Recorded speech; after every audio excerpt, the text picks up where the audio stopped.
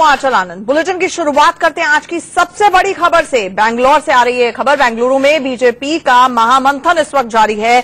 नाराज आडवाणी को मनाने की कोशिशें भी दूसरी तरफ जारी हैं। आज बीजेपी अध्यक्ष अमित शाह ने आडवाणी से मुलाकात की है। माना जा रहा है कि अगर आडवाणी मान गए तो मोदी के समापन भाषण से तुरंत पहले उन्हें वक्त दिया जा सकता है। आपको बता दें कि कल पहली बार जब ये पता चला कि आडवाणी का नाम उस सूची में नहीं है जो कि संबोधित करेंगे राष्ट्रीय कार्यकारिणी की बैठक को, तो इसको लेकर मीडिया में सवाल उठाए गए, जिसके बाद एक तरह से दोहरी चिंता बीजेपी में नजर आ रही है। अगर बोलेंगे तो क्या बोलेंगे और पार्टी के लिए मुसीबत ना खड़ी हो जाए जिससे वो बोले। दूसरी तरफ क्योंकि आडवाणी ने खुद ही कहने से कुछ इनकार कर दिया है, तो आखिरकार इसमें भी कहीं पार्टी की किरकिरी ना हो कि वो शख्स जो कि 1980 से लेकर अब तक हर राष्ट्रीय कार्यकारिणी को अटेंड करता आया है, उसे संबोधित करता आया है, वहां पर भाषण देता आया है, वो इस बार क्यों नहीं बोल रहा है। तो साइलेंट ट्रीटमेंट जो आडवाणी दे रहे हैं उसको लेकर मुश्किल खड़ी हुई पार्टी के लिए। और अब ये जो तुरंत खबर आ रही है उसके मुताबिक सुबह सुबह बीजेपी अध्यक्ष अमित शाह खुद गए पार्टी के मेंटोर आडवाणी से मिलने के लिए और गुजारिश की, उनको मनाने की कोशिश की गई कि वो राष्ट्रीय कार्यकारिणी की बैठक में बोले। आज सुबह औपचारिक तौर से 11 बजे राष्ट्रीय कार्यकारिणी की बैठक की शुरुआत होनी है। 2 दिन तक ये बैठक चलेगी। मंथन का दौर चलेगा कि आखिरकार पार्टी का विस्तार कैसे हो। आप देख सकते हैं प्रधानमंत्री नरेंद्र मोदी यहां पर इस बैठक में पहुंच चुके हैं, अमित शाह भी पहुंच चुके हैं। जो क्लोजिंग रिमार्क्स होंगे, समापन होगा, वो मोदी के भाषण से होगा और शुरुआत 11 बजे सुबह बताया जा रहा है अमित शाह के भाषण से होगी। तस्वीरें आप देख सकते हैं जहां पर बड़े बड़े नेता, राज्यों के मुख्यमंत्री, जहां पर बीजेपी इस वक्त सत्ता में काबिज है, वो पहुंच गए हैं राष्ट्रीय कार्यकारिणी की बैठक को अटेंड करने के लिए। बेंगलुरु की राष्ट्रीय कार्यकारिणी में बीजेपी के तमाम बड़े नेता इस वक्त मौजूद हैं। पार्टी महासचिव मुरलीधर राव से इंडिया न्यूज संवाददाता यतेंद्र शर्मा ने खास बातचीत की। मुरली जी, 2 दिन की राष्ट्रीय कार्यकारिणी की बैठक में क्या एजेंडा रहेगा और कौन कौन से प्रस्ताव आएंगे? देखिए, विदेश नीति पर प्रस्ताव रहेगा, राजनीतिक स्थिति पर प्रस्ताव रहेगा और आने वाले दिनों में पार्टी को मजबूत करने के लिए संगठन की दृष्टि से गतिविधियों के बारे में भी चर्चा रहेगी।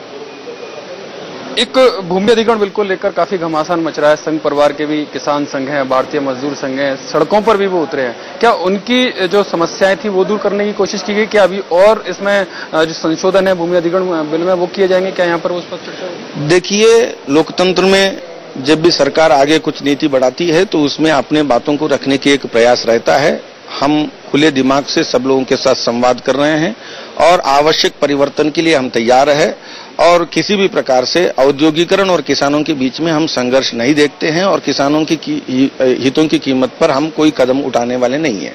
एक सवाल उठ रहा है आडवाणी जी को लेकर। जब से मार्गदर्शक मंडल बना है तब से एक भी बैठक उनकी नहीं हुई है। कोई किसी भी तरह का कह सकते हैं मार्गदर्शन जो उस बैठक से मिलना चाहिए वो नहीं हुआ। राष्ट्रीय कार्यकारिणी में वो आ चुके हैं। क्या वो संबोधन यहाँ पर होगा जो हमेशा से होता है उनका?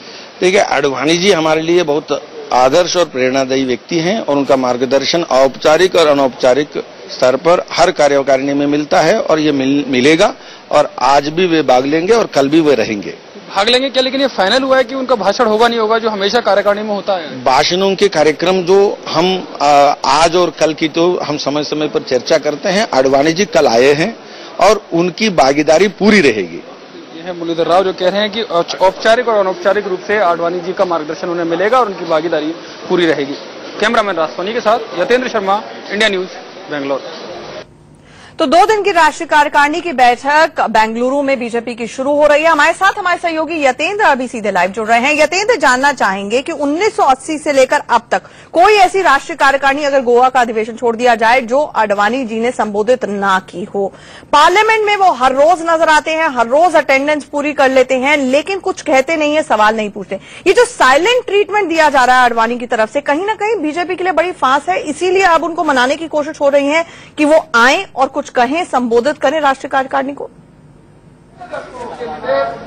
देखिए, बिल्कुल ये सही है कि अगर गोवा कार्यकारिणी को छोड़ दिया जाए तो तमाम जो 80 से लेकर अब तक जो राष्ट्रीय कार्यकारिणी और परिषद की बैठक हुई है उसमें आडवाणी मौजूद रहे हैं। उन्होंने अपना मार्गदर्शन जो भाषण होता है वो दिया है। पिछली जो राष्ट्रीय परिषद की बैठक थी दिल्ली में, उन्होंने आग्रह किया था कि वो अब अपना भाषण नहीं देना चाहते हैं, लेकिन राष्ट्रीय अध्यक्ष ने उनसे अनुरोध किया था, जिसके बाद उन्होंने वो भाषण दिया। और अब वही प्रक्रिया कह सकते हैं कि एक बार फिर से वही अपनी मांग उन्होंने फिर से पार्टी के सामने रख दिया कि जो कर्नाटक जो बेंगलोर में जो कार्यकारिणी हो रही है वो उसमें अपना भाषण नहीं देना चाहते हैं। पार्टी के और दूसरे नेताओं को इसका मौका दिया जाए, लेकिन पार्टी अध्यक्ष जो सूत्र बता रहे हैं, पार्टी अध्यक्ष अमित शाह ने एक बार फिर से उनसे रिक्वेस्ट की है कि अगर उनका मार्गदर्शन मिलेगा तो पार्टी लीडर्स में एक अच्छा मैसेज जाएगा, पूरे देश भर के कार्यकर्ताओं में एक अच्छा मैसेज जाएगा, इसलिए उन्हें पार्टी की इच्छा को ध्यान में रखते हुए अपना भाषण देना चाहिए। अब अंतिम फैसला आडवाणी जी के ऊपर है कि क्या वो भाषण देंगे, क्योंकि कल आज बैठक शुरू हो चुकी है। अभी जो खबर आ रही है कि पार्टी अध्यक्ष अमित शाह अपना अध्यक्षीय भाषण दे रहे हैं, लेकिन अभी तक असमंजस की स्थिति है क्योंकि आडवाणी ने अभी तक अपना रुख साफ नहीं किया है।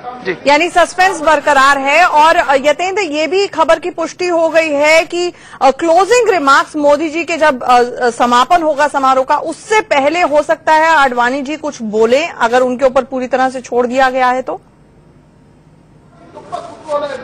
देखिए, बिल्कुल एक कह सकते हैं जो समापन होगा प्रधानमंत्री नरेंद्र मोदी के द्वारा, उससे पहले अगर आडवाणी अपनी सहमति देते हैं भाषण देने के लिए, तो उनका एक संक्षिप्त भाषण उन्हें जो समय है उसमें थोड़ा फेरबदल करके उनका नाम उस स्पीच जो लिस्ट है उसमें उनका नाम ऐड कर दिया जाएगा। लेकिन पूरी तरह से ये सब कुछ आडवाणी जी के ऊपर डिपेंड करता है कि वो अपनी सहमति देते नहीं देते हैं, क्योंकि पिछली जो राष्ट्रीय परिषद की बैठक हुई थी उसमें भी उन्होंने यही कहा था, लेकिन राष्ट्रीय अध्यक्ष के अनुरोध के बाद उन्होंने अपना भाषण दिया। उसमें स्टार्टिंग ही उन्होंने यह बोलकर की थी कि अध्यक्ष महोदय के अनुरोध पर मैं अपना भाषण दे रहा हूं। हालांकि इस बार मेरा मन नहीं था, मैंने अपनी इच्छा जाहिर की थी कि मैं भाषण ना दूं, लेकिन पार्टी नेताओं ने आग्रह किया। और संक्षेप में आपसे जवाब चाहूंगी, अभी तक ये कोशिश हो रही है कि आडवाणी जी कुछ बोलें, लेकिन साथ ही साथ बीजेपी में ये डर भी है कि वो अगर कुछ ऐसा बोल गए जो पार्टी के लिए दिक्कत खड़ी कर दे।